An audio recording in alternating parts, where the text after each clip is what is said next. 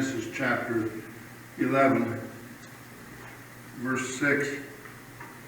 When Yahweh came down to look upon the Tower of Babel and saw what they were intending to do, to build a tower that reached up into the Shamaim, the heaven of heavens, where Yahweh dwelt, he says to the pre-existent Mashiach, no doubt, now I know there is nothing restraining what men have imagined to do. Nothing restraining their imagination. And then you read in Romans chapter 1, verse 28, that because they did not like to retain, I think Elder David talked about that a little bit yesterday, you know, people who once knew Yahweh and were acquainted with his ways. Romans 1:28 says, because they did not like to retain him in their knowledge, he gave them over to a reprobate mind to do those things that are not convenient. I like to add, unto salvation. In fact, in Job, I believe it's in Job, he says, we would not have a knowledge of his ways. There are some that would, you know, don't tell me, I don't want to know. They don't want to hear about what's required for salvation, because then it's incumbent upon them to do what they're told. So, you know, a lot of people think if I can remain willingly, well, they are willingly ignorant. If I can remain ignorant, it'll be blissful. But if I know, then I'm chargeable for what I know. And you are. And you know, the scripture says that to him that knows to do good and does it not. There's 4 definitions of sin, scriptural definitions of sin. The first one is found in Proverbs. The thought of foolishness is sin. The very thought of it. The very thought of foolishness is sin.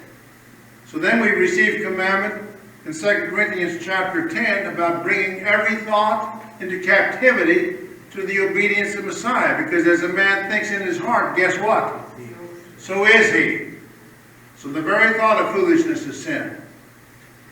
Then you turn to Romans 14, and it says that whatsoever is not of faith is sin. Then you get into 1 John, it talks about all transgression is sin. Oh, I forgot. If we're going to do it in the right order. In James it says, to him that knows to do good and does it not, to him it is sin. So we have 4 scriptural definitions of what sin is, and it's pretty complete. So if you know to do the thing that is right and acceptable and pleasing unto Yahweh and you don't do it, guess what? You're in sin. And you know what? We don't want to be caught dead in trespasses and sin, do we? We're supposed to renounce sin. But you have to work at that too. You know, we'll read in Romans chapter 6 about the old man. The old man what? The old man of sin being buried with him, impaled with him, so that we should be risen again to walk in newness of life. Well, I remember an old man, an old preacher saying one time, don't exhume him.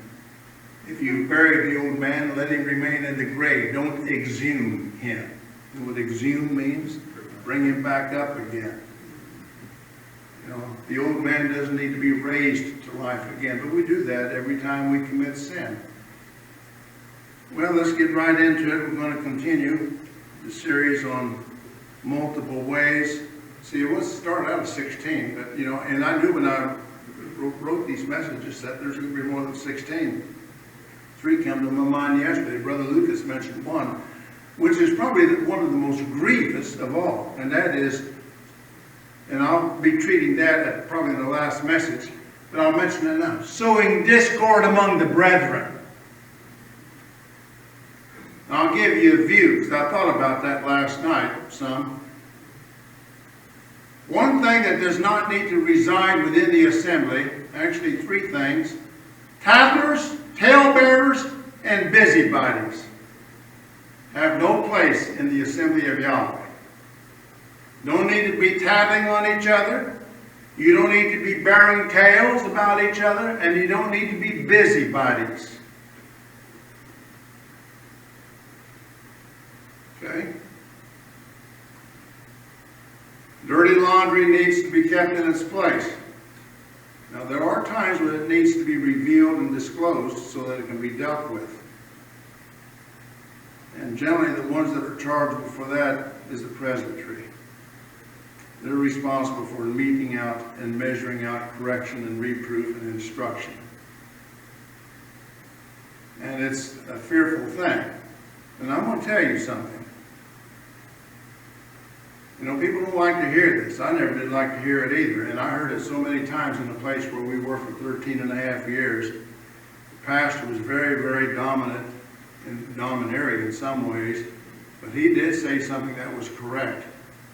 And we all got the message pretty clear.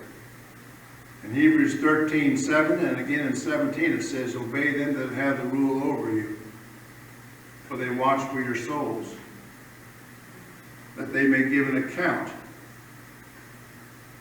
And then elsewhere you read, to the chief shepherd and bishop of men's souls. And we know who that is, don't we? That they may give their account with joy and not with grief. Because if the account is given with grief, it's unprofitable for you.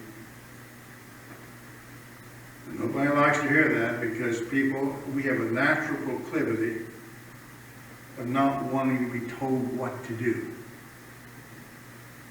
People don't like to be disciplined. I don't even care for it myself too much. But you know something? Without it, you're not going to grow. 3 times in the scriptures, in Proverbs, in Hebrews, and again in Revelation, it is said that Yahweh chastens every son whom he would receive. Well, I suppose that means daughters too. Hebrews is a little bit more expressive. He chastens, he rebukes, and he scourges every son whom he would receive. And if you are without any chastening, and I'm going to put it in nice terms, you are none of his. King James uses another word. You're none of his if you can't endure chastening. So it's not pleasant. All of us have fathers and mothers through the natural order. When we talked a little bit about this at the dinner table, I think it was yesterday. Yeah, yesterday was the first day, wasn't it? About chastening. We talked about spanking. Well, it was Jake we were talking about. I was present too. Yeah. You know, and how our fathers disciplined us, you know, and so forth. And how when we had children. You know, it's interesting, isn't it? When you have children yourself, the only point of reference you have is the way in which you were raised. Because you don't go to school to learn to be parents. You know, and so the only reference point is pretty much the way you were raised. And then if you had an unhappy childhood, you'll make certain modifications. Even if you had a happy childhood, you might make certain modifications to the way that you bring up your children. And it's unfortunate, because as I view my grandchildren, you know, my children were raised in a certain way that they thought they could improve upon the way they were parented. And, you know, I've heard it said, and I think there's some truth to it, you can tell how well you did with your children by looking at your grandchildren. And many of us, you know, and I have a very soft spot in my heart for grandparents, because I'm even a great-grandparent. And I have a soft spot in my heart for people of our faith persuasion who perhaps come into this way late in life like I did. Maybe you were in a First Day Church for many years, and then suddenly you receive a revelation of truth, and you begin to walk in it. And you may have brought your children up, as I did, in the church. We sent our children to a Christian school. Our older son only spent 6 weeks in the public school, in the kindergarten. And when he came home right before Halloween, I said, "Look, Mommy, look at my ghostie." And my wife related that to me. I made a decision right then. This isn't going to fly. We had pastor friends in Houston, Missouri that had a Christian school. And we were pretty poor. But we invited him and his wife over for dinner one evening. And he says, "Brother John," he says, "you need to have your boys in my school." And I says, "Pastor Jim, you're right, I do, but I can't afford the tuition." You know what he said? I didn't say anything about tuition. He says, "Deborah can teach. She could bring the children to school, and she could teach them. So we took the training as accelerated Christian education supervisors. And my wife, she taught our children to read. And to write too. Now she's going like this, and to write too. And, you know, so they got a good foundation that way in the First Day Church. So naturally I have a burden for my children and my grandchildren that they would come into this way. So I can appreciate other parents and grandparents, particularly grandparents, who have the same burden. And you'll assess your life and you'll think, I have wasted so much of my life. And truly, you have. But you know what? There's a season for everything, isn't there? Yahweh knew this day. He knew the day. He knew the burden that we would carry, and He placed the burden upon our hearts. And I want to tell you, He is a listen. Come unto me, all you that labor and are heavy laden, and I will do what? Give you rest. And so I have this confidence that in His time, and you know, I desire to be able to see some of these things accomplished while yet breath warms my body. I do. But you know what? If now I have opportunity to leave a legacy to my sons and to my grandchildren, I'm willing to do it. You know, and maybe it requires going the extra mile, maybe doing some things that I didn't think that I ought to have done. And I remember reading just recently this last week, even that scripture, and I think it seemed like I heard, maybe I spoke it, I don't know. Or maybe I heard Elder David speaking, I don't know, but 1 Corinthians chapter 9, you know. Oh, it's during the Bible study, that's where we got it. The Bible study in 1 Corinthians 9. Shaul was talking about, you know, he'd come to be all things to all men. To them that were under the law, he came as under the law. To them that were Jews, he came as a Jew. To them that were without law, to them that were without law. To the weak, he became as weak. And so, you know, I've looked at that again, and I'm not trying to make any excuses or to make any dispensation for myself, and I'm thinking, well, you know, I have a responsibility. So I'm seeking, and I would urge you elderly parents, grandparents, and great-grandparents, redeem the time that Yahweh has given. Yes, pray. More than pray, make intercession for. And more than making intercession for, make supplication. That means beg Yahweh. Give Him no rest until He establish. He's not going to be offended. You know, Yahweh's got broad, if we can personify Him for a moment, He has broad shoulders. He's able to bear it. Just think about that. He has borne us for a long time, hasn't He? Every one of us. If we would take a toll and each one would count off the number of years that they've inhabited this earth, well, it would be, I don't know, long. You know, we're not going to do that. But if we were to do it, talk about all of our life experience and the longevity of our lives, just think Yahweh, and He's still bearing with us.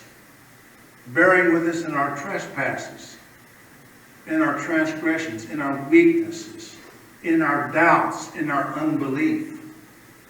And that, by the way, is one of the reasons why we have ministry, occupying the sacred desk, for the purpose of perfecting those things that are lacking in our faith, both individually and corporately.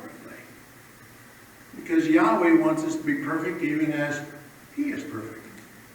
We are told in the Tanakh as well as in the Brit Hadashah, you know, be holy as I am holy. Set apart. Well, that's an introduction, and that's free. Yesterday, I'm sitting here, and I hear Brother Lucas talking about sowing discord among the brethren. Well, that's one of it. Then I had, let's see, where did I do with my notepad? Right here it is. Elder David is speaking, and I had to jot this down too. Some more. Yeah.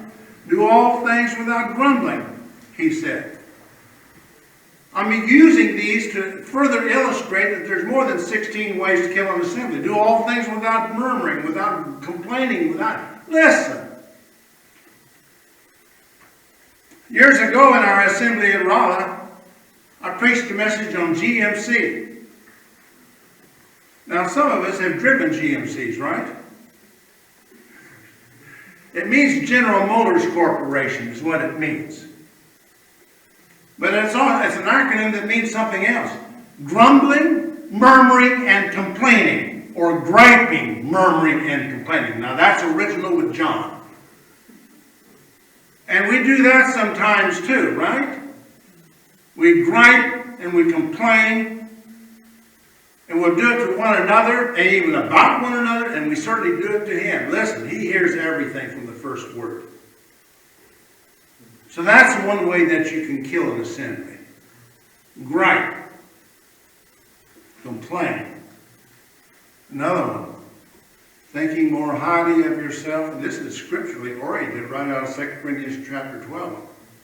You know, a messenger of Hasatan was given unto Shaul, right? To buffet him, lest he be exalted above measure. Why would he be exalted above measure? Because he says right there in the first 2 verses of that chapter that he had come to visions and revelations that were not lawful for any man to utter.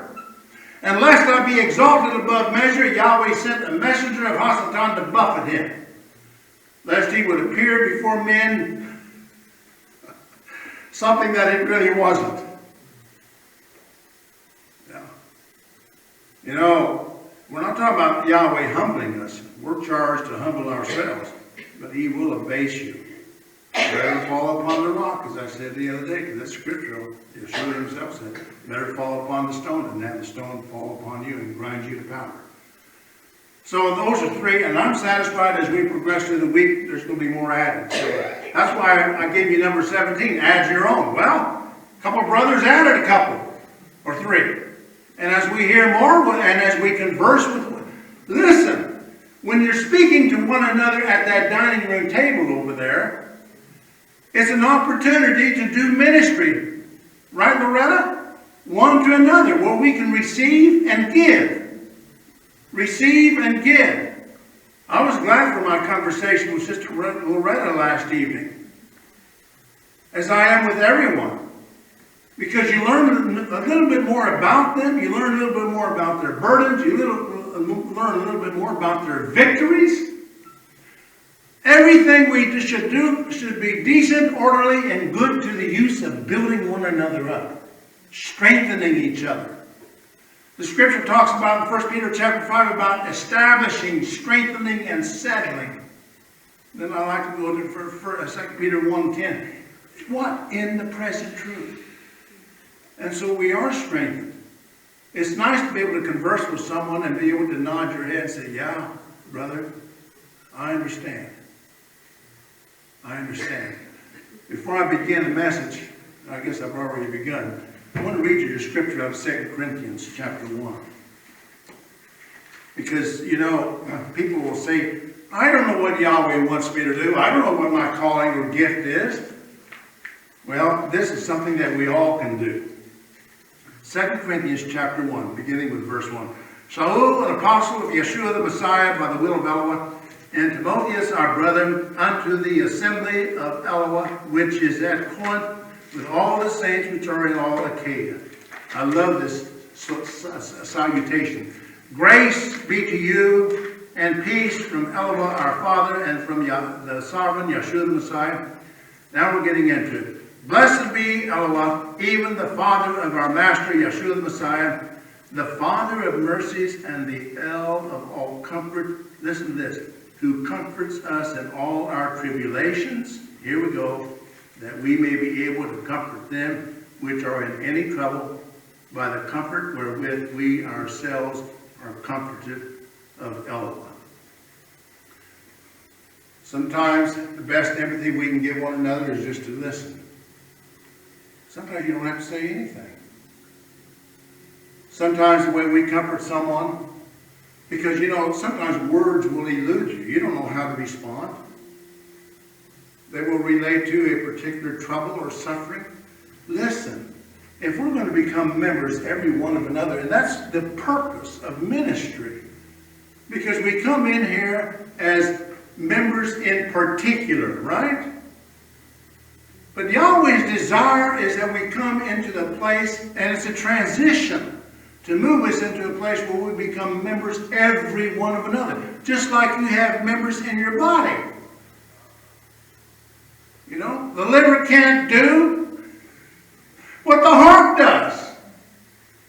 The pancreas can't do what the appendix is supposed to do. You understand where I'm coming from? Paul talks about that in 1 Corinthians chapter 12. Can the hand say to the foot, I don't have any need of you? Or can the foot say to the toe, I don't have... Try to go without toes to see how long you stand upright. Because they serve, though they are the most feeble of all the members in the body, they're the more necessary. Because you're not going to be able to walk on your 2 feet. You're not going to be able to stand on your 2 feet physiologically without toes. Because they provide balance. Of course, we have another small member too, don't we? It's full of deadly poison, set on fire, the lake of fire, and it burns everything it touches. It can. Isn't that interesting? Can a clean thing come out of an unclean thing? With this, we bless Yahweh and curse men. A 4-inch member. Well, I don't know how long mine is. Some got longer ones than others. And some of them were forked, by the way. A 4-inch member has the capacity to slay a 6-foot man. Yeah. Every one of us has the capability of being a murderer. And we can do it with what's in our mouth. Don't have to have anything in our hand. We can do it. You know, they say, well, looks could kill. Well, looks won't kill. But this can. All right, I want to express through this because there's 16 ways, now 19 ways, and I'm going to try to divide these up into the next 4 meetings, that I'm speaking anyway. So, the key is found in, the theme of all this is in Acts chapter 27, verse 31. Except these abide in the ship, you cannot be saved. I will tell you, except you abide in the ship of Zion, you can't be saved. Yahweh never intended that we should get this from an armchair. How does faith come? Hearing. And hearing what? The word. Okay. And how is the word heard? Preaching. Aha! Titus 1:3. He manifested his word by preaching. So can faith come by reading? Yeah, to a degree. But according to his word, it's going to come intensely through hearing. And hearing by the... That's why in Romans chapter 10 says, you know, how can they hear without a preacher? And how can he preach except he be sent? You also get more out of the audio Bible than you do just reading it. Exactly. And I would tell you something too. If you want to, you know, personally read it. You know, I remember, I don't know what year it was, but we were here. I was crossing the tabernacle and I heard someone reading the scripture sitting on the side, on the steps out there on the other side of the tabernacle. And kind of like Moshe, you know, well, I will see this great sight and see what's going on there. It was Brother Esteban sitting there reading the scriptures. I was blessed. Orally, I could hear him because, you know, you're sitting by the tabernacle, everything I close, you know. And I lauded him. That means I praised him for what I was hearing. A brother sitting there on a step, concrete step, reading the scripture. I couldn't tell you what he was reading anymore. But reading the scriptures. You'll get more out of it if you read it out loud than you will if you read it to yourself. There's something about just hearing yourself, or even hearing it read. Because the word of Yahweh is authoritative, right? So these words, except you abide in the ship, you cannot be saved. are a good place with which to continue our inquiry. Among the 44 verses of Leviticus chapter 23, the words Holy Convocation appear 11 times. 11 times in one chapter, 20 mentionings throughout the entire Torah. 11 times out of 20 in Leviticus chapter 23, the words Holy Convocation is mentioned. Holy Convocation, from the Hebrew, it means consecrated, dedicated, hallowed. That's the holy, the Kodesh, Mikra Kodesh. Mikra Kodesh is the Hebrew for Holy Convocation. Convocation means called out, a public meeting, a rehearsal. So what you've got is you've got a consecrated, dedicated, hallowed, calling out, or public meeting. In Leviticus 23:36, we read additionally the words solemn assembly, which means a festival or holiday. So we're talking about a holy convocation that is a festival, a holy day. All right? A festival, a holiday, a season of joy is supposed to be, we heard this yesterday from Elder Tom, celebratory. There's an interesting word. Celebration. It's supposed to be celebratory. It's supposed to be a time of rejoicing. You know, this is called by the Jews the season of our joy. Why? Because the harvest is completed. The summer is ended. The harvest is past. And now we're thankful to Yahweh for the abundance of the harvest. And this, by the way, you say, well, I'm not an agrarian. I'm not a farmer. Well, that's all right. You're still commanded to rejoice for the increase that Yahweh has allowed you to possess. By the way, we'll get into it a little bit, but this is a statute forever. It hasn't been dispensed with.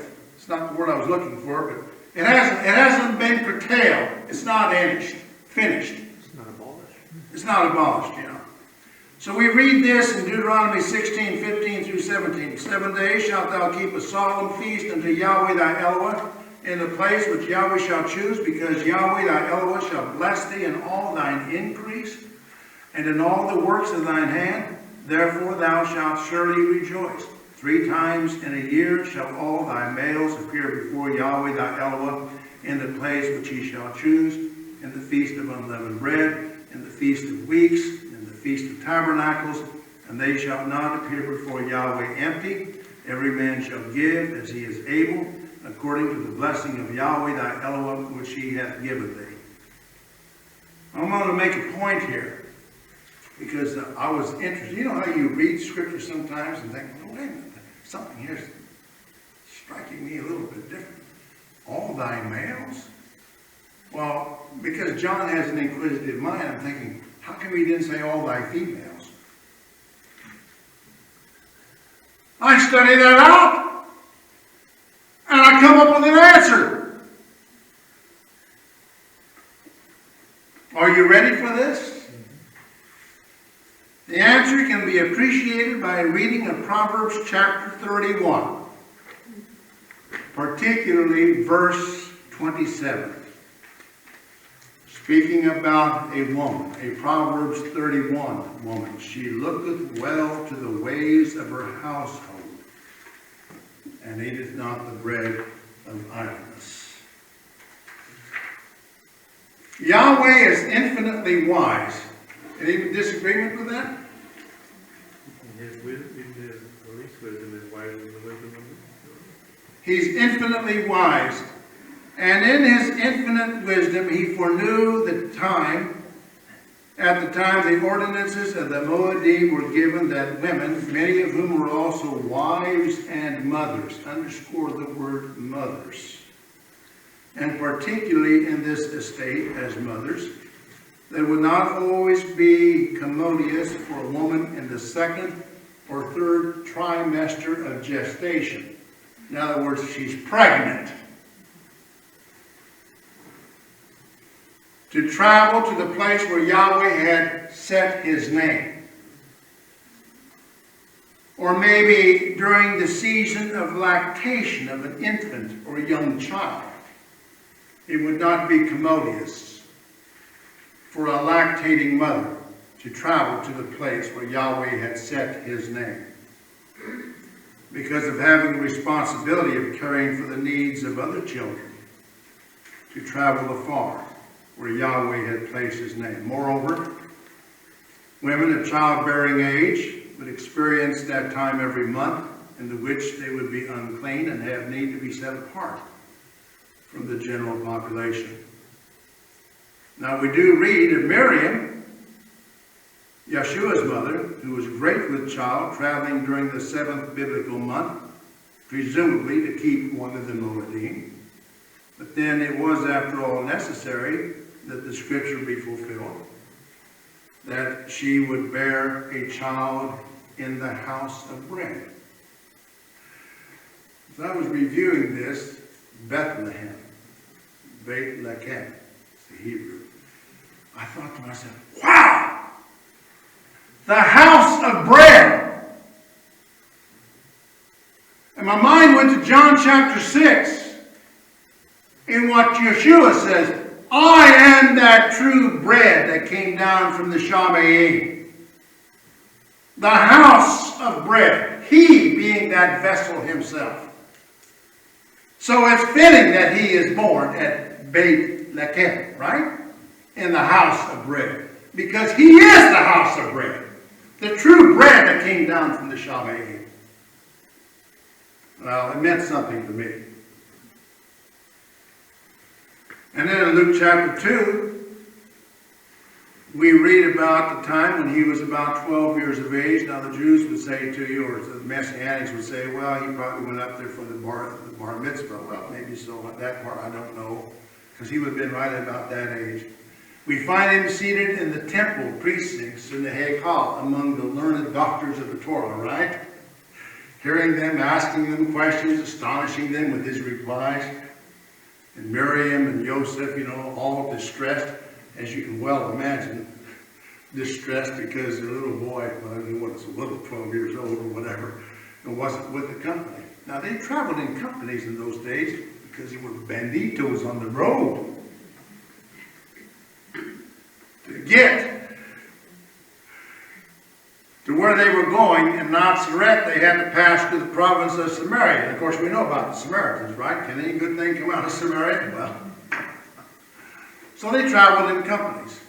And they assumed, of course, that he was among the company. But the point I want to make here is that it was permissible, but it wasn't mandatory, apparently, from what we can understand of the Torah, that their women folk, they were permitted to attend the festivals. But it wasn't mandatory for the reason already cited, because if they were in a maternal way, it may not have been convenient or commodious for them to do that. So I offer that as a conjecture, that though it was lawful for women and children to keep the 7 Moedim in that place where Yahweh had placed his name, given maternal affairs, it might not have always been expedient for them to have done so. And thus we may suppose the divine rationale for requiring all the males to appear before Yahweh on these particular Moedim, without particularly mentioning that their women folk be required to do so. I'm only offering that as a supposition, and this is, I gleaned that from my own inquiry. But you need to be very, very careful, and I would express this caution, being careful not to read into Scripture that which is not expressly or explicitly mentioned by Scripture. But if you're trying to discern the mind of Yahweh, and believe it or not, he wants us to understand his ways. And sometimes we come into, people say, and they do this, they say this by way of excusing themselves. The Scripture there in Romans says that his ways are past finding out and his judgments unsearchable. Well, you can know if you're willing to inquire. There are some things that are yet sealed up that we will not know until the time and the season that it pleases him to reveal them to us. But if you're just, as I said last time, if you're just satisfied with the superficial reading of the Word and not too much interested in digging deeper, what you're going to get is you're going to get the initial reading of the word, but you won't get down into the sod where the deep things are. You know, the scripture says in Psalms that they that go down and ship in great waters to do business in great waters, these are they who seek the works of Allah. But if you're not willing to extend yourself, don't count on getting too much from him. Because he's not going to take the thing that is set apart and give it to them that are not worthy. Yes, and while we're going to talk about the Sabbath for a moment, because the question often arises, how are we supposed to observe the Sabbath? Associated with the Holy Convocation and Solemn Assembly prescribed in Leviticus 23 for the observance of the weekly Sabbath and the 7 Shabbaton is this phrase, you shall do no servile work there. Well, now that needs some definition. Because the scriptures, the Torah, makes a distinction between any work and servile work. Interesting. The holiest day of the year, in our year, is Yom Kippur. Right? And we've been told that. And it is certainly a day in which we fast and abstain. We afflict ourselves. And that's not a bad thing. That's a good thing. Probably need to do it with more frequency than we do. To afflict ourselves. And remember, on Yom Kippur, I spoke about affliction. And you have to read the breadth of Isaiah chapter 58 to really understand, may I say, Matthew chapter 25. You know, because the way in which we afflict Yahweh is being rich, afflict ourselves rather, not Yahweh. He's afflicted because we won't afflict ourselves. The way in which we afflict ourselves is to be rich toward him. You know, I mentioned that. You give food to the hungry, drink to the thirsty, you lodge the stranger, clothe the naked, you visited the sick and them that are in prison. That's not a natural thing to do. It requires something of you to do it. It's not convenient for me to get into my truck and drive to Pacific, Missouri and see Brother Ryan Irving. I have to plan to do that. To go to prison. And I joke about it. I'll call my wife and I'll say, well, Mom, they released me from prison. I'm coming home. Well, they did. Visitors' time is now up. All visitors will file out, and we do. And they got this interlock where they only allow 5 people exit at a time. And they take precautions. You have to go in, they x-ray everything, they x-ray you, do a complete body scan, which is something, this last time when I went back in September, they did a complete body scan. You stand in this cubicle and they got this, I didn't feel comfortable with that. Before they would just, do the wand deal, You have to turn your pockets inside out, put them in a tray, and they pass it through an x-ray machine and all that. But they did a complete body scan, a new protocol they started in August. I wasn't very comfortable with that, but I thought, well, I guess if I'm going to see Ryan, I'm going to have to do this. So I did. And then you still have to stand like this, not spread eagle, for them to run that scanner over you. Yeah, put it on the security. And then they stamp the dorsal part of your right fist, and then you got to go through 2 more checkpoints, and they run an ultraviolet deal or something to make sure that, they take a lot of precautions. And this is the minimum security prison. Went to licking, it was a lot more severe. Anyway. Bring food in. Has to be in a translucent, what do you call it? Container, so they can see through it. They still take the lid off. They take a fork or a knife and they rummage through there, and make sure there's no contraband. They go through a lot, and you feel like maybe you're incarcerated, the way they treat you. But nevertheless, it's just the way it is. Oh, you cannot wear a cap either. I went in wearing a camouflage cap one time, and the CO says, you'll have to take that back to your vehicle. I said, really? You will have to take that. I said, yes, sir, I will. No hoodies. Can't wear hoodies either. And if women are immodestly appareled, like tight breeches, I witnessed this myself at licking. Young woman come in, dressed to the nines. Oh, she did look pretty, They told her she had to go get a something more modest. And you think, what do they care? Well, let me tell you. These are men that are in prison. And some that are in prison for sexually, illicit crimes. They don't want to have a riot on their hands, and I don't want to ever be present if there ever was.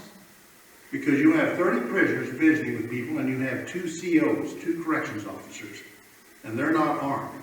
And some of them, because in Missouri, they'll hire corrections officers that are as young as 18. Kids. And I'm thinking, well, these guys look pretty rough. You can't help but think, I don't want to tell you all this, but when you see these people that are incarcerated, your imagination is stirred. I wonder what he's in there for. Some of them got these long dreadlocks, down to their knees. And, what are they in? You just kind of wonder. Never make any, and I never do. With the prisoners that I, correspond with, and there are a few, I never ask them, what you in there for and how long you been. It's none of my business. If they want me to know, they'll tell me. And some have, and I'm not shocked, because I know that's what they're, that's the place where we put people that commit crime.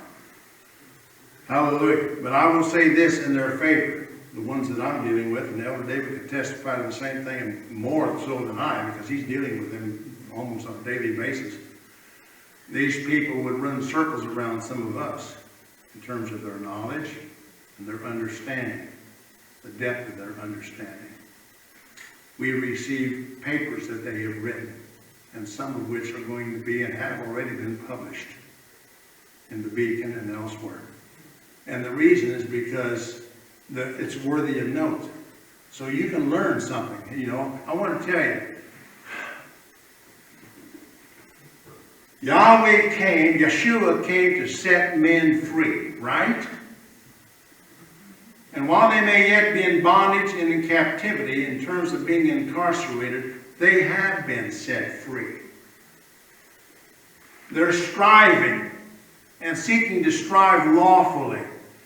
These are men, some of which, and I get conversations from a couple of them, one in Kansas and one in Pacific particularly. They have questions that I can answer, and some I have to study. I'll get back with you, brother. Because their questions are hard, but it's like the Queen of Sheba, right? Coming to Shlomo and proving him with hard questions. And he had such wisdom of Yahweh that he was able to answer the questions that she hadn't even asked.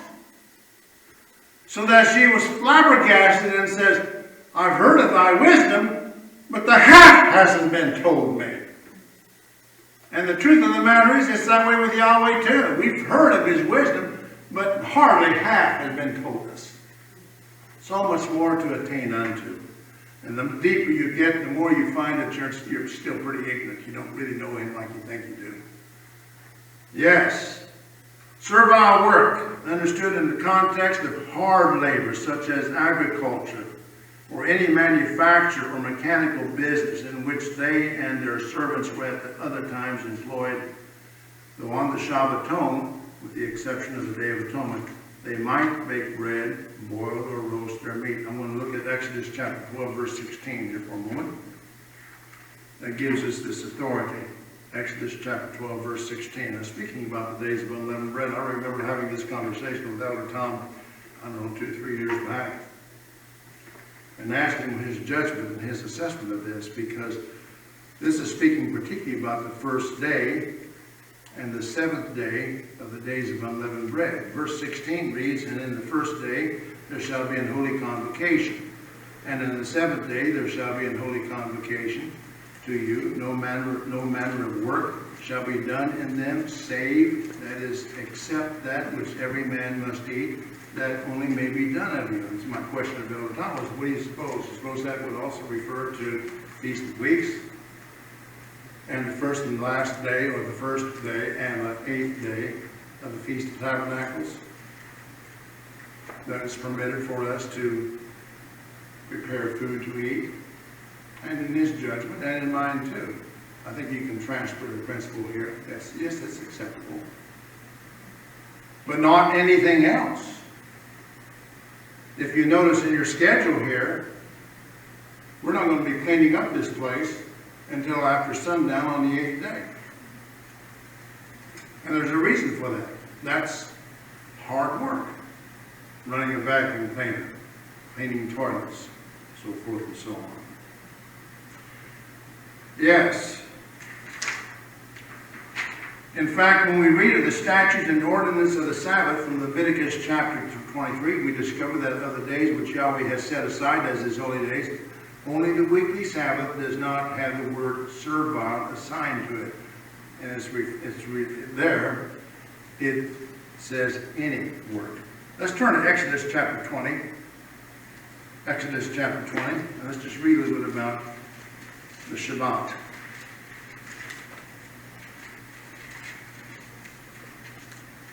Exodus chapter 20, verse 8. Remember the Sabbath day to keep it set apart. 6 days shalt thou labor and do all thy work, but the seventh day is the Sabbath of Yahweh thy Elohim. In it thou shalt not do any work, thou, nor thy son, nor thy daughter, thy manservant, nor thy maidservant, nor thy cattle, nor thy stranger that is within thy gates. For in 6 days Yahweh made heaven and earth, the sea, and all that in them is, and rested the seventh day. Wherefore Yahweh blessed the Sabbath day and hallowed it. And you can read in the second reading of the Torah, which is the book of Deuteronomy, you can read the parallel to that in the 5th chapter, verses 12 to 15. I will not do that for sake of time. So how are we supposed to observe the Shabbat? Well, I told you there on the Yom Kippur. We spoke of Isaiah chapter 58, and certainly chapter 58, verse 13 is the way, and that is the key. If you want to know how to observe the Sabbath, you can find it contained in one little verse. You don't turn your foot away from observing the Sabbath. You're going to keep the Sabbath. You're not going to do your own pleasure. It means we don't play games. You're not going to do your own work. And you're not going to speak your own words. And every one of us has a problem with that. Now, one brother I know, he exegeted that, and he says, well, that means you're not supposed to argue. Well, yes, that too. But let me tell you what the Jewish rabbins say about not speaking your own words, to which I heartily subscribe to, though I admit and confess myself before you that I am as much chief among the trespassers as any other. Here's what they say. Given our proclivity more toward permitting ourselves becoming distracted from giving our attendance to the spiritual economies, now this is John speaking, we would do better making our talk scanty, limited, and restrained as much as possible. That's the Jewish rabbin speaking. A most difficult undertaking despite the frequency with which we exhort one another to do so. And we do. But we have trouble following our own counsel. Now speaking of myself. It is therefore, this is the Jewish rabbin speaking. It is therefore, rabbin would be rabbis, okay? It's a plural for rabbis. It is therefore the quality rather than the quantity of the words uttered that is of real importance. And perhaps this is best appreciated by the exposition of the most conservative Jewish rabbin. Quote, let not thy talking on the Sabbath be the same as that on working days. And by not speaking such words or talking of such things as relate to worldly affairs or the things of civil life. And so that introduction moves us to consider the next 4 of 16 ways or 19 ways, and it's probably going to be growing, of killing an assembly. And I'm going to express through this real quickly. Don't come to your in-gatherings, and if you do come late with a grouch or a grand entry that announces your arrival. That was on the sheet that I gave you the other day. I remember raising 2 boys, now 49 and 47 years of age. The younger one's going to be 48 in January. with children and grandchildren of their own, and how it was on a Sunday morning. Yes, I wasn't always a Torah-observant Sabbath keeper, though I thought then the Sabbath was the first day of the week, because that's what I've been told.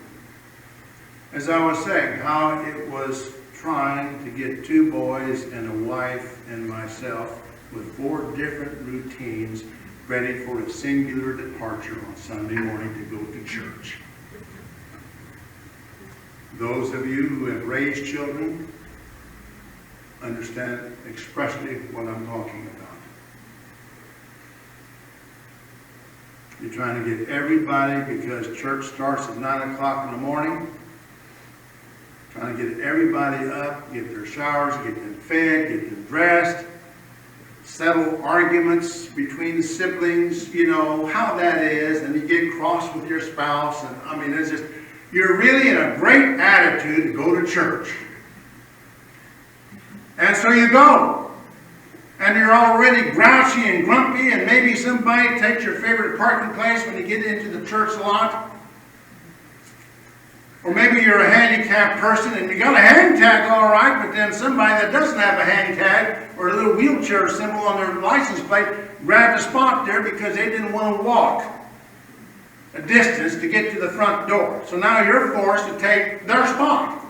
And so you're grumpy. Or maybe the porter, you know, that's the guy at the door. He doesn't greet you. He doesn't even open the door for you. And so you go to sit in a pew, and, you know, ordinarily you would just take the seat right next to the aisle, right? But oh no, somebody else wants to sit next to the aisle so they can get a quick getaway.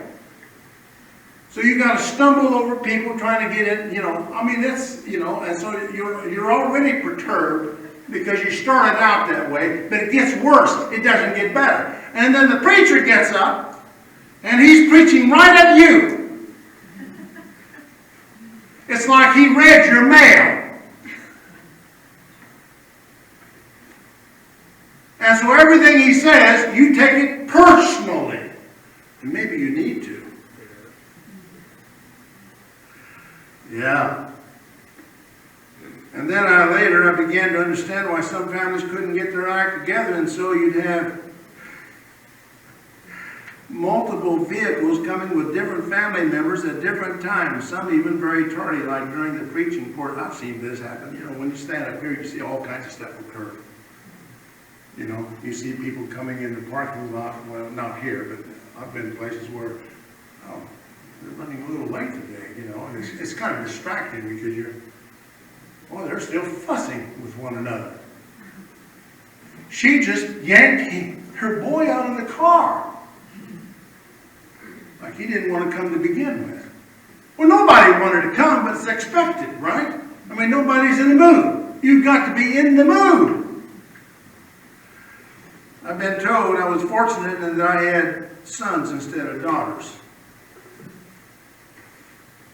And daughters had to primp, you know, especially if they're teenagers, got to look right for the boys, right?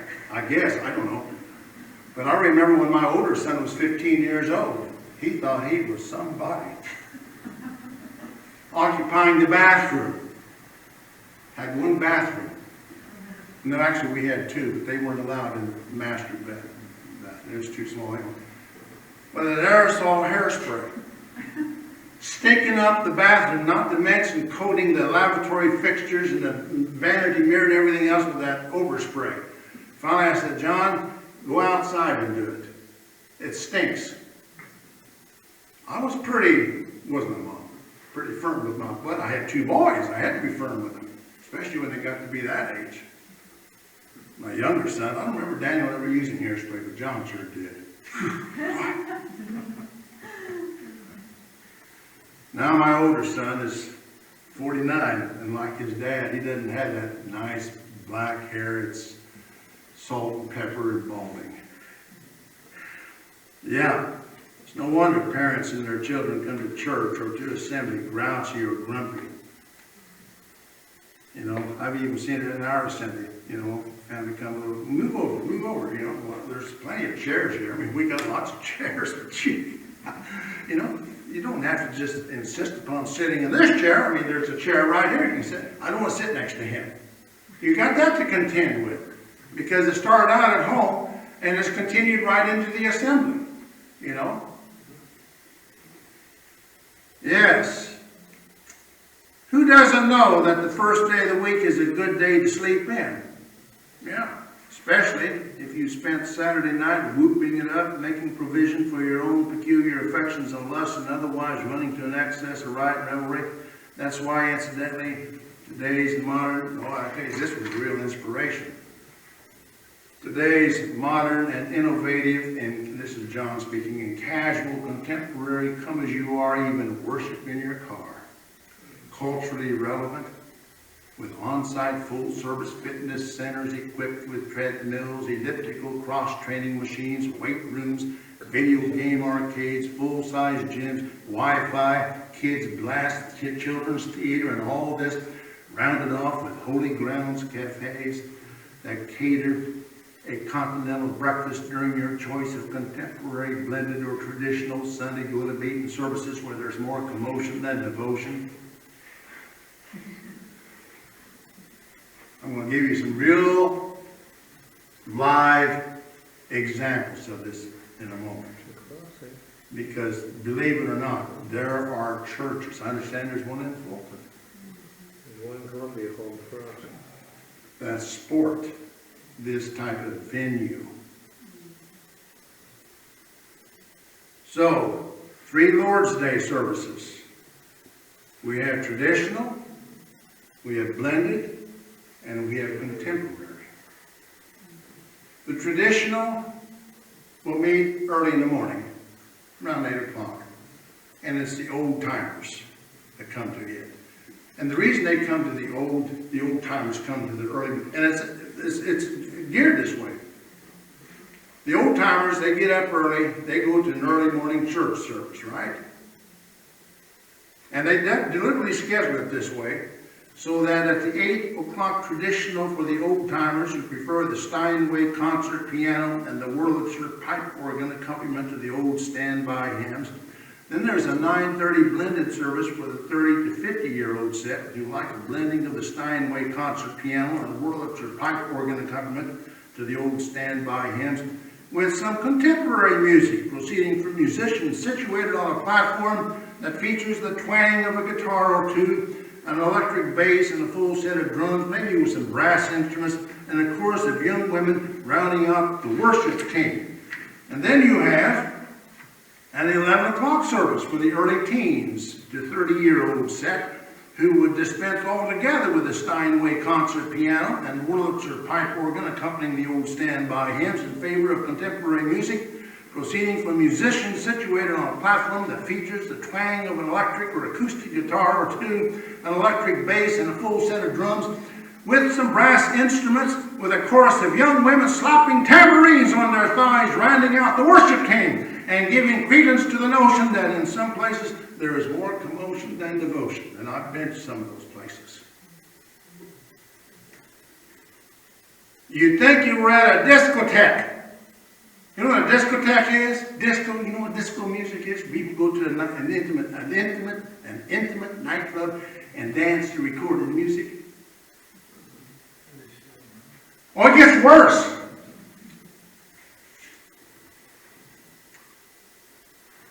It gets much worse. Because the spirit of the age now has found a place. In a place that touts itself as a service of divine, a center of divine worship.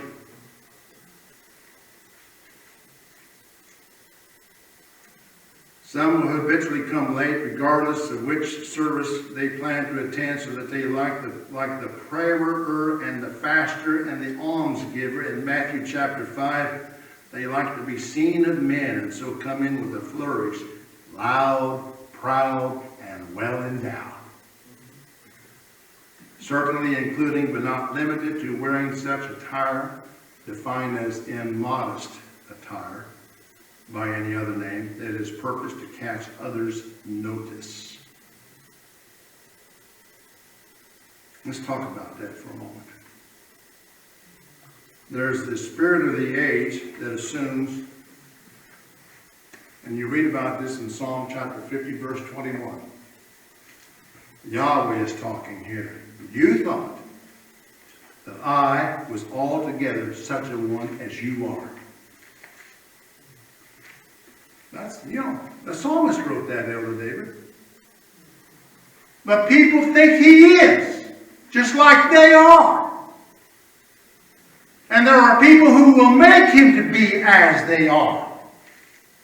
We even address him as the man upstairs. Excuse me, that sets my blood to boil when I hear that expression, because first of all, he is not a man.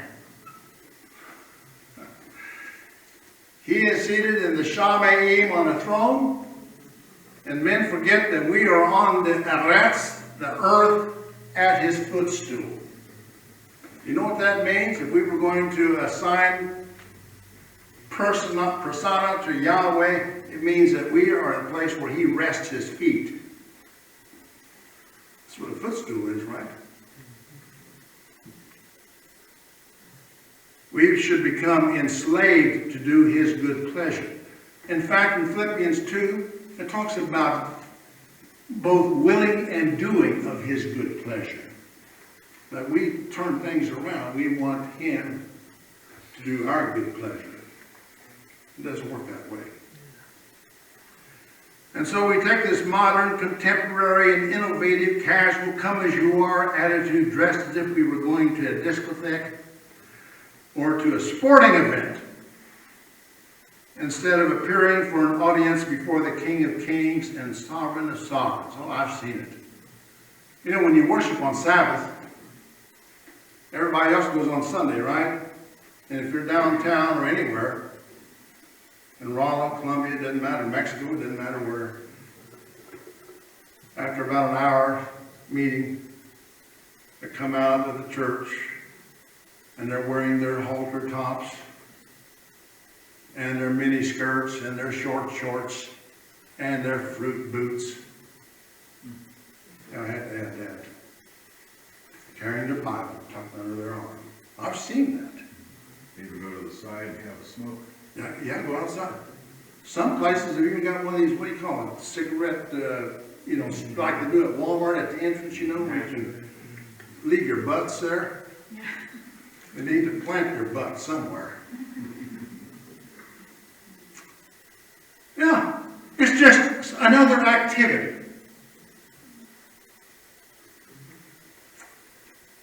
The unfortunate thing about immodest apparel is that it is made subject to opinion. Kind of like one man's trash is another man's treasure.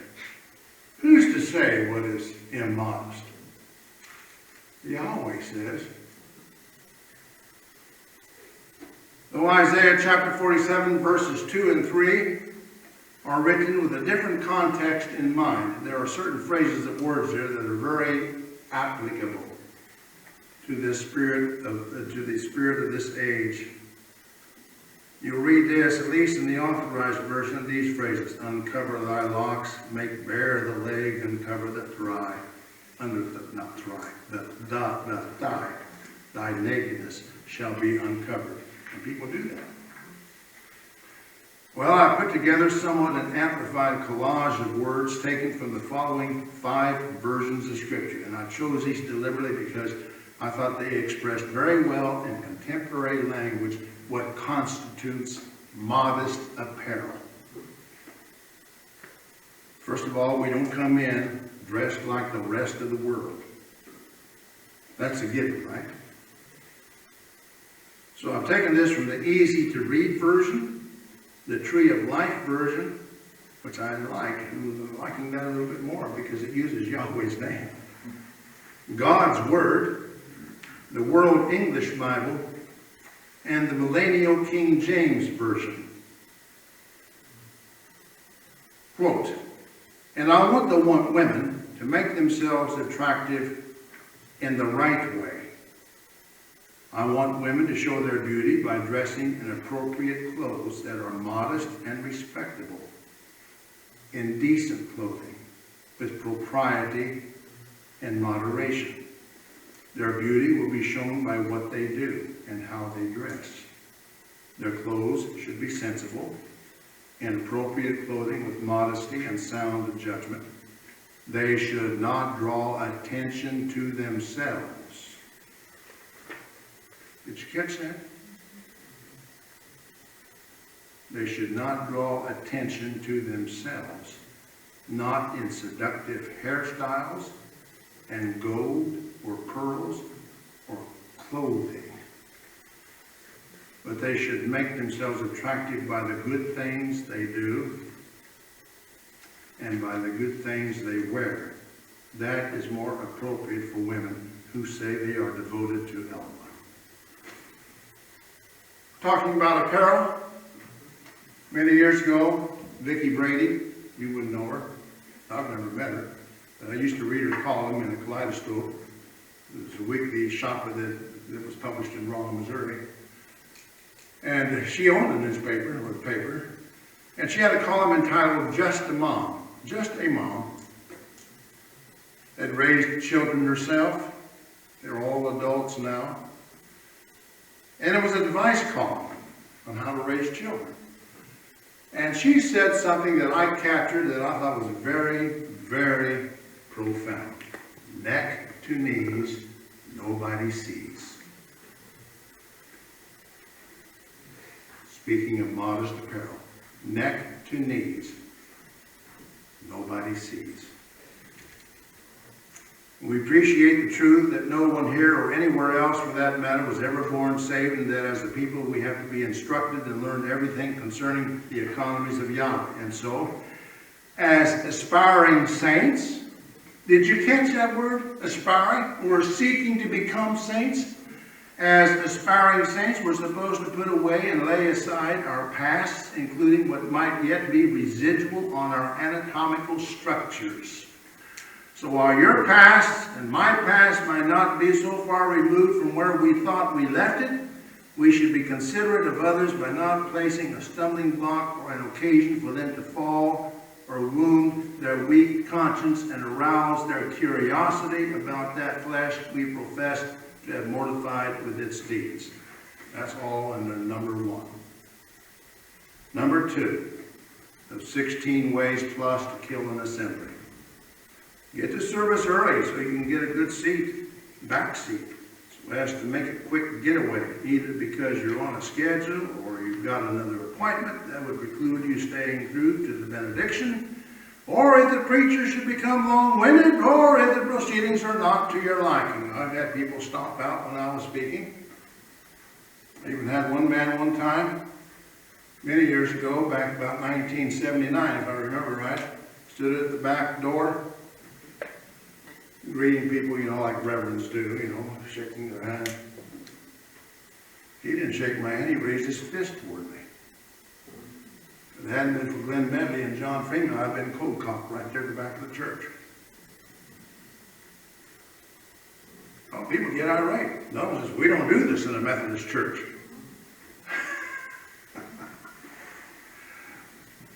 District superintendent called me. I hear reports. I got kicked out of the church. I lost my pulpit. I hear you're not preaching Methodist doctrine. I said, well, I'm preaching the Bible as best as I understand it.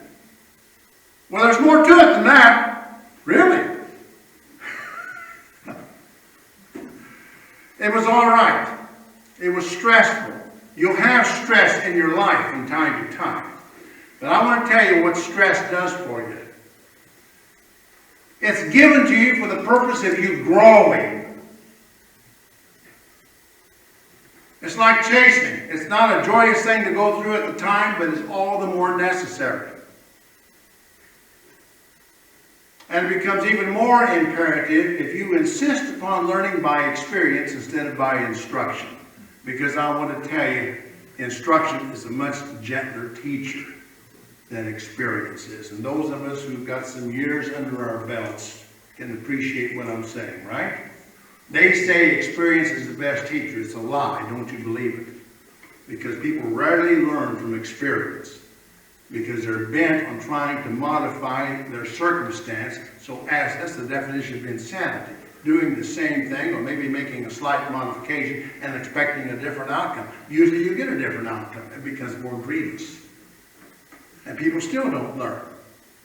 That's why you get this saying, history repeats itself. Yes, it does. Even our personal history repeats itself. But if we would sit quietly, remember your strength is to sit still. Isn't that what it says in Isaiah? Your strength is to sit still. Yahweh says it himself. Be still and know that I am Yahweh. But people always got something to say. Or they've got to refute this. Or they're given over to disputation. Or it's all because of envy. They think they know something. They can't be taught. You know, back in the old days, I used to hear this phrase all the time. You must have a teachable spirit. But people don't have teachable spirits. Many don't. They want to tell you something. And then if you tell them something, they say, well, that's just the way you see it. Paul Ross used to say, and I quote Paul Ross a lot because he was a big influence in my life. He says there's only one way to see it. How does he see it? That's the only way to see it. You have to see things from Yahweh's perspective, not from your own. From his perspective. And that's what we need to apprehend and attain unto. Yeah, me too. Yeah. Grabbing a seat at the back of the auditorium provides you with occasion and opportunity to become more easily distracted, drawn away, enticed, tempted, beset, and overcome by the devil. 7 is a biblical number in Gematria. The Gematria of 7 means complete, perfected, finished, right? There's a process of 7 unto death. I'm going to give it to you. It starts out by being distracted, drawn away, enticed, tempted, beset, overcome, and brought into bondage to the devil. It always works that way. He distracted Hava in the Garden of Eden. Hath Yahweh said? Ask that question. That's the way he starts. Has Yahweh said, thou shalt not?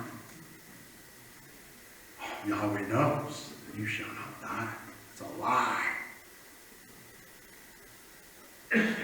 So the next thing, to entice and to tempt. He takes the thing that is, and this is, we're ignorant. You're ignorant, I'm ignorant of his devices. We yield to unrighteousness because we're not discerning, because we're not aware, we're not alert that the adversary is sitting right behind us. He even comes into assembly with us. Oh no, oh yes! Let's just take a moment. I could ask for you to take an inventory of every thought you've had since you've been in here in the last hour and 20 minutes, or 30 minutes. You couldn't tell me every thought that's been coming through your mind, but may I venture to say that probably every thought that's come into your mind has not been a set-apart thought? If you've even thought, I wish he'd quit speaking so I can get on with my lunch, that's not a set-apart thought either. I'm glad the clock is back there and I can see it. You have to turn your head. And when you turn your head, I can see you turn your head. And that's a message to me. But it doesn't deter me at all from speaking. I might even speak a little longer, as a matter of fact. Grabbing a seat at the back of the auditorium. I already mentioned that. You can check people's demeanor as they come in, their attire. And because you're seated at the back, no one in front of you can see your shenanigans. Maybe that's the real reason you came early. Here's a third one. Move about the auditorium. Make conversation with your pewmate. Or, and I've added this one, place or take phone calls during the service or otherwise play around with your cell phone, tablet, or other cyber device. I have to tell you, I've often wondered, what they're doing on their cell phone? Are they playing skip-bo, or are they playing free cell, or solitaire, or are they texting somebody, or what are they doing? Years ago, when we had a little Raleigh assembly, we had a man that used to sit, there was a breakfast bar downstairs in the basement where we met. You remember that, Loretta? In Raleigh, Maryland's home. Young man come, well, younger than me. He always come with his laptop. And you know, you would think, well, he's just kind of affirming everything that's being said from the Torah teacher, you know. Well, I went to use the toilet one time. It was in the back of the breakfast bar, and I just happened to look at Ron's, you know, you're curious to see. Had absolutely, I won't tell you what he was looking at, but it had absolutely nothing to do with what our Torah teacher was speaking.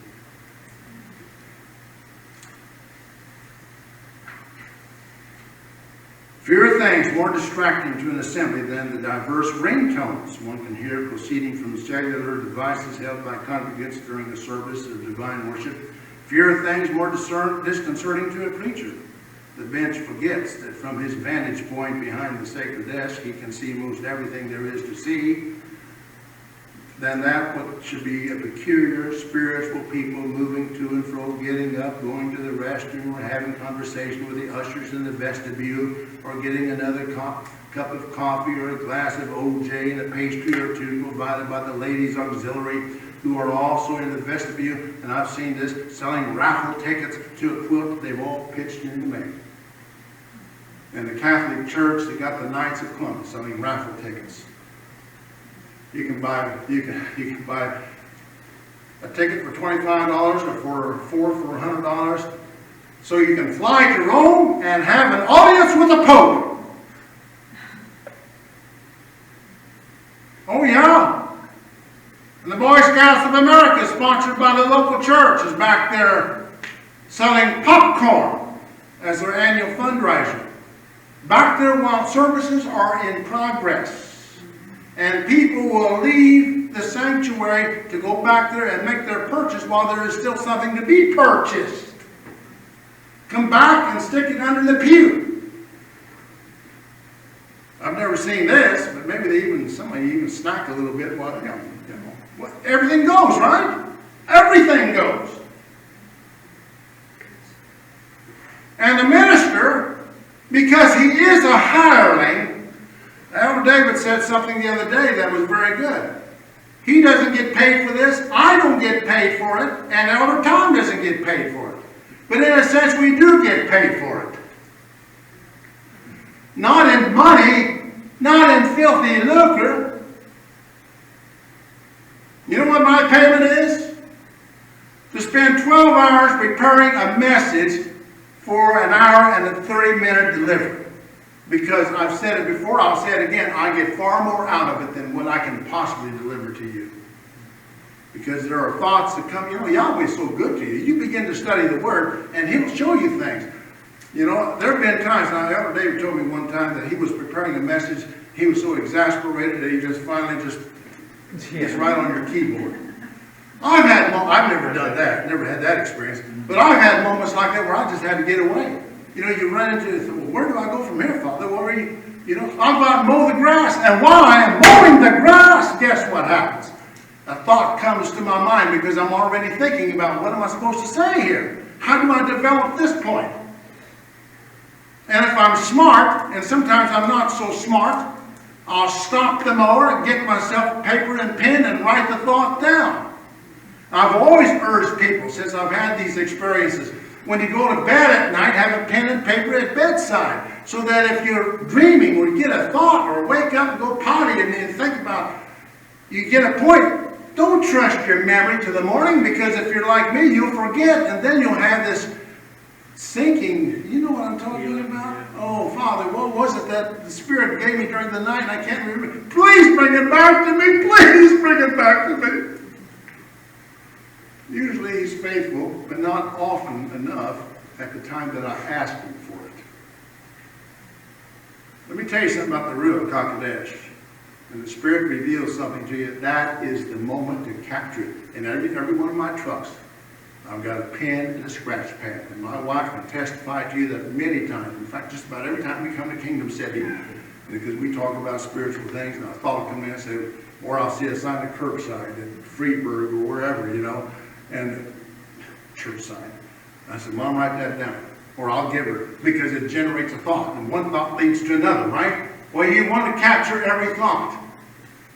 Because that's why I advocate people, and you do whatever you want. It's your Bible, you know. But I remember many years ago, and I've said this before, I'll say it again. Yahweh speaks in the margins. Came across a church sign at West Plains, Missouri, I don't know, many, many years ago, the First Christian Church, right there at the curb, says, God speaks in the margins. Well, that meant something to me. If I get a thought, reading a scripture, and I think, oh, there's a parallel scripture in another book, maybe from the Tanakh to the Braille, I'll write that down. If I read something in Deuteronomy, and Paul quotes it in Corinthians, I'm just giving an example. I write it in Deuteronomy, 1 Corinthians, whatever, and I go to the 1 Corinthians scripture and write Deuteronomy, whatever. That way I've got a cross-reference. You do that too? Why is that valuable? Because I want to tell you something about Yahweh. You can read two narratives. You can read two accounts of the 10 words in Exodus chapter 20 and Deuteronomy chapter 5. And if you put them together, you get a complete portrait of what he said. You understand what I'm saying? Yahweh's just like us in this sense. He doesn't waste words. But he wants us to dig in his word and get the meaning, get the context, and get the length, breadth, and depth and height of what he wants to say. And sometimes you have to go to more than just one book to get that. Yes, the rule of first mentioning is important. But don't just settle for it. Look at every reference. I love these new Bibles. Or newer, the one I'm using was published in 1957. That's the copyright. But he did a pretty good job in the margins, and I've added quite a little bit to it. Cross-referencing. I'll tell you what, take advantage of what you have in the Word. Hallelujah. And you're not desecrating, it's just paper and ink is all it is, right? Until the inspiration of the Ruach comes, then it becomes a read. This is what is called a Logos word. You know how this is made a Rhema word? When the Spirit reveals to you what's written. And the beautiful thing about it is, it may be a Rhema word that Yahweh has given to you and given to no one else. So that you have the purpose and intention of sharing what he has provided you with everyone else. 7 times in the Brit Hadashah you will read these words. Both by Paul and Peter. Brethren, I would not have you to be ignorant. I would not have you to be. He's not wanting us to be ignorant. And I'm almost done. Back in the mid-2000s, 20 years ago or so, I was placing in advertising magazines on the paper rack in the foyer of West Plains, Missouri, at a Walmart store. And above the paper rack was a notice from the First United Methodist Church, which was opening a satellite worship center, in quotes, at Southern Hills Shopping Center on Highway US 160, where it would host a mid-morning contemporary Lord's Day worship service complete with the Holy Grounds Cafe. Get it? Holy Grounds. Where attendees could grab a cup of joe, tea, OJ, sample a pastry or 2 or 3. And that's usually the way it is. You're not satisfied with one, you've got to take a couple, one for the road. And the road, of course, is a short road to the worship center, right? But you don't want to make a big scene and have to go back out and get a second one, so you just take 2 to the beginning. And besides that, there may not be any left if you waited. But grab 2 or 3 now, Be a hog. If nobody's looking, stick one in your jacket pocket. That could be a mess. Yeah. While they sat through and or participated in the, quote, worship service. St. Paul Lutheran Church at Osage Beach in the Lake of the Ozarks area, again about 20 years ago, posted this message on their sign at the roadside. Come as you are, worship in your car. So I drove up to their parking lot one time when I was delivering Weekly Trader, just to see what kind of a situation they had. Sure enough, they had a brick and steel pulpit right there, centered in their parking lot. Well, it wasn't in the center, but it was centered so people out there could see. And one might say, boy, that's a neat deal. Yeah, well, let me tell you how neat it is. You know why people go to the Lake of the Ozarks? Huh? Oh, Lake of the Ozarks provides a recreational and entertainment venue, many of them. Come as you are, worship in your car. Excuse me? In Springfield, the international headquarters of the Assemblies of God, the James River Assembly of God Church, which is the flagship of the AG, boasts, among other things, an auditorium which will seat thousands, a kids, K-I-D-Z, a kids blast theater, a 24/7, 365 fitness studio, a full-size gymnasium, a cyber cafe with free Wi-Fi, and a Starbucks franchise. Remember what we'd said earlier?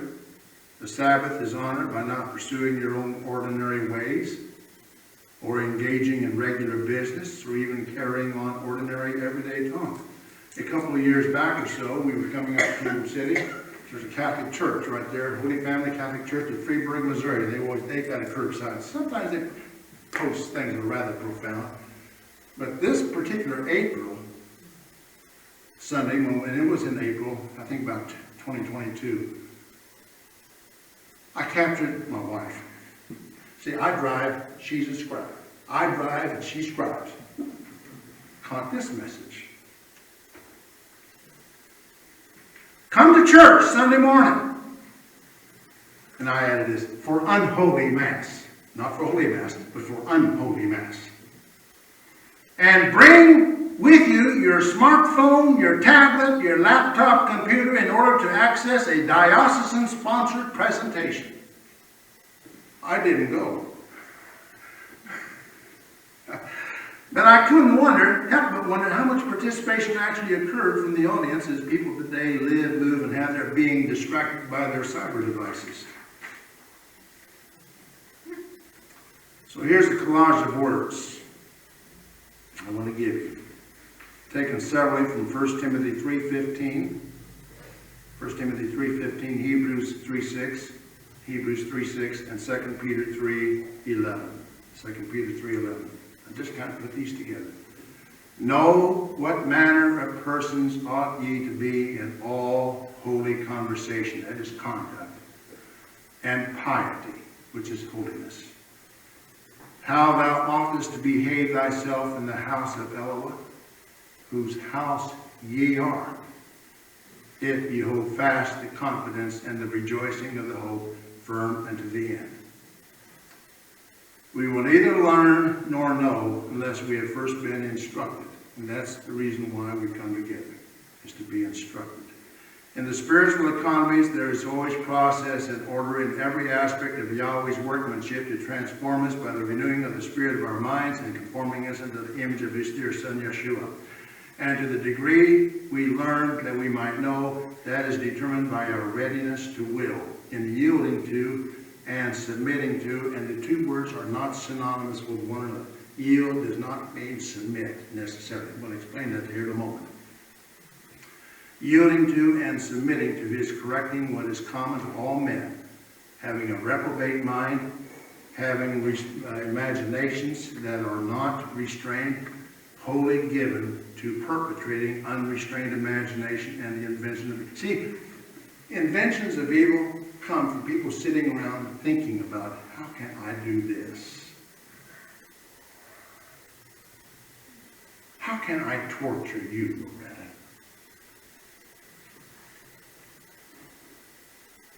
How can I make you suffer, Brother John? How can I bring real pain to you? And the devil, he'll give you information how he can make you hurt. He won't give you. He'll give the one that's given over to a reprobate mind to invent evil. You know, so ignorant am I, I've heard this term waterboarding. And I thought, what in the world is that? So one day, I got on the internet and asked for a definition of waterboarding. Because I'd heard it all. You know, you'd hear, you know, the CIA was infamous in Guantanamo Bay from all these people who were either convicted or not, or suspected to become terrorists. You remember? During George W.'s term of office? And I've heard about waterboarding, and I thought, what in the world? You know, I've never heard the term before. Sleep deprivation was another torture. I'm so thankful that Yahweh made us creatures so that we can take rest and sleep. Aren't you, sister? Some of you say, I wish I never had to sleep. I could just go 24 hours a day, 7 days a week, 365 days a year. I could just multiply transgression upon transgression. But no, I got to stop and I got to rest. I'm glad for it. Thankful that I can rest. But sleep deprivation, that's torturous. What we're talking about here is something that we all struggle against, and that is free will. You would like to make people believe the way you believe. You would like to make them do it, but you can't make anybody do anything. Because you're always contending with their exercise of free will, which ironically is given them as it's been given to you by heaven above, right? Well, nobody wants to lose their free will. We want to have liberty, right? But the liberty has to be channeled in the right way. But everywhere you go and with every relationship you have, parents to adult children, you know, I don't know why it is, but children, when they get to be adults, they think they don't have to listen to their parents anymore. Well, I'm not saying that of myself. I mean, my sons, well, at least one of them listens to me pretty well, I think.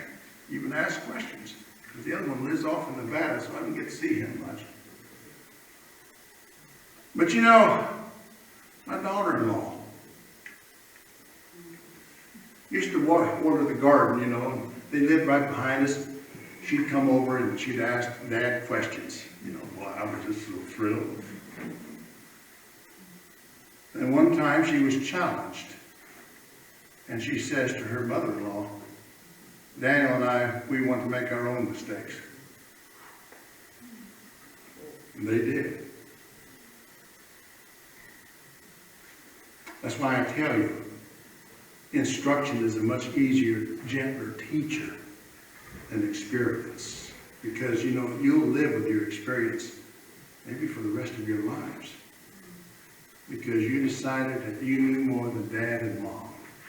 Or you decided you knew more than the presbyter, the preacher. Let me tell you the attitude people have. Turn with me for a moment to the book of Numbers.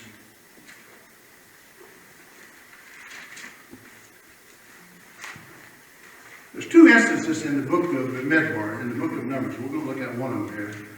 Numbers chapter 12.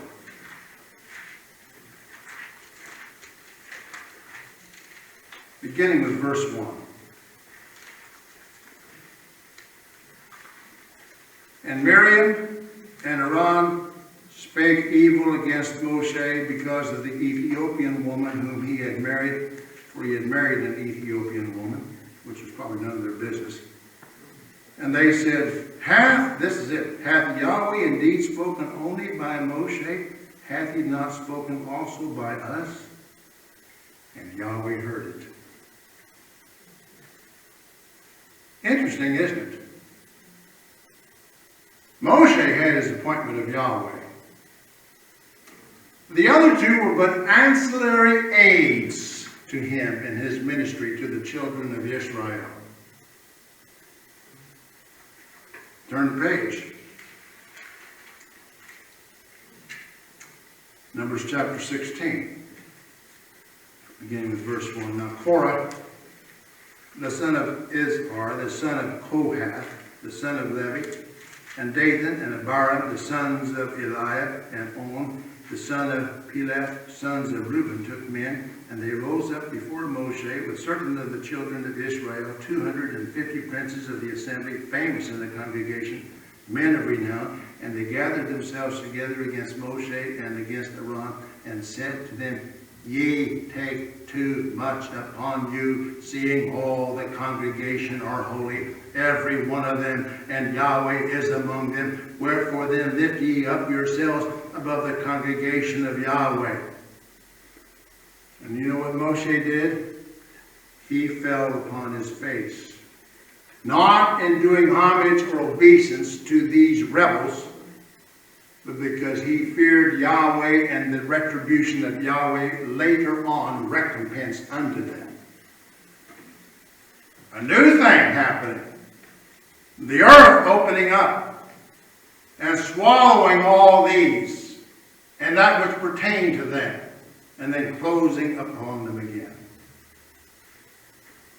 And then we read in 1 Chronicles, I think it's chapter 16, verse 5, David is speaking here, he also mentions it in Psalms, touch not mine anointed, do my Nebiim no harm, do my prophets no harm. It's a fearful thing to touch Yahweh's anointed, to do harm to his prophets.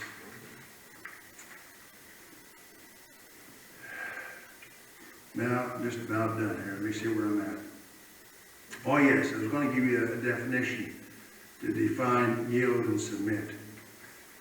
In the annals of history, we learn that during World War II, as the Third Reich impressed those who did not fit the profile of the Aryan race. Speaking of Jews, they forced them into labor in its war industries. See, they didn't all go to concentration camps because some of these men were skilled, machinists, for example.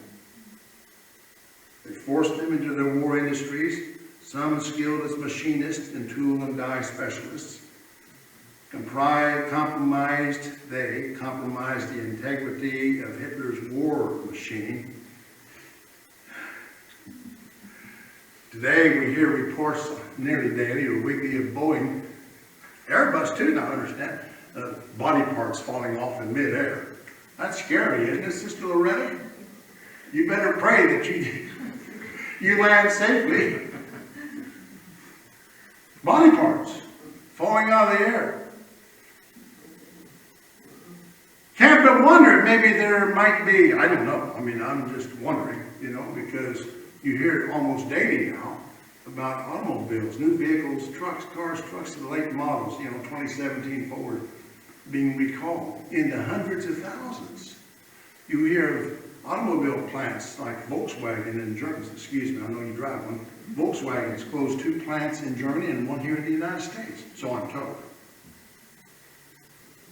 Doors falling off, back glasses falling out of Broncos, brakes not working, everything, and it's all tied to electronics, technology.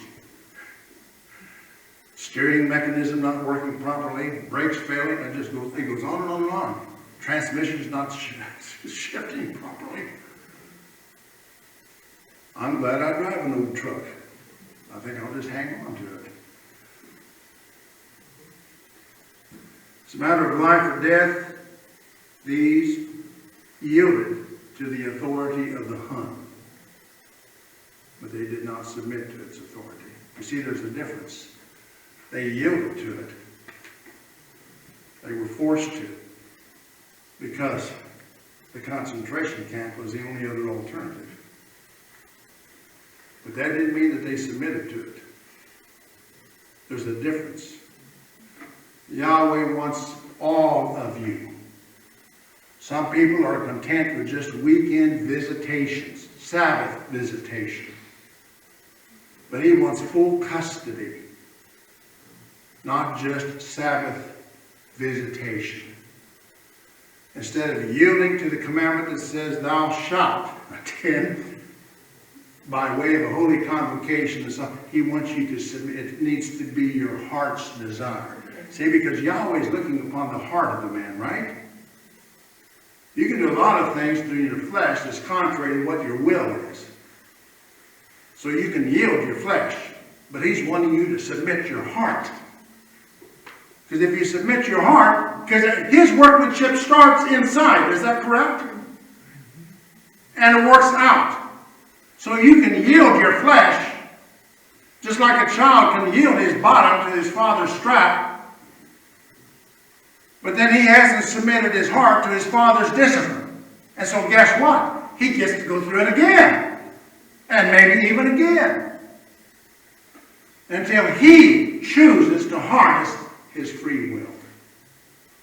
And my fellow saints in light, that's exactly what we go through too. Sometimes we have to go through the school, Yahweh's school of hard knocks, because we just won't listen to his instruction. Well, let me see. Oh yes, in the spiritual economies, to both yield and to submit, either to the devil or to Yahweh, the choice is always ours. Never can any say, as Flip Wilson, a bird many years ago, decades ago, the devil made me do it. And you can't even say Yahweh made you do it. Because the truth of the matter is, the choice is still yours. I remember reading a sign at curbside one time. Oh, I had more here to say, but that's enough for now. Now I forgot what I was going to say. I guess it wasn't that important. No, the curbside. Curbside. Yeah, but I don't remember the sign I read. But I can tell you one thing I know. Yahweh can make a life so uncomfortable for you that you will submit to him.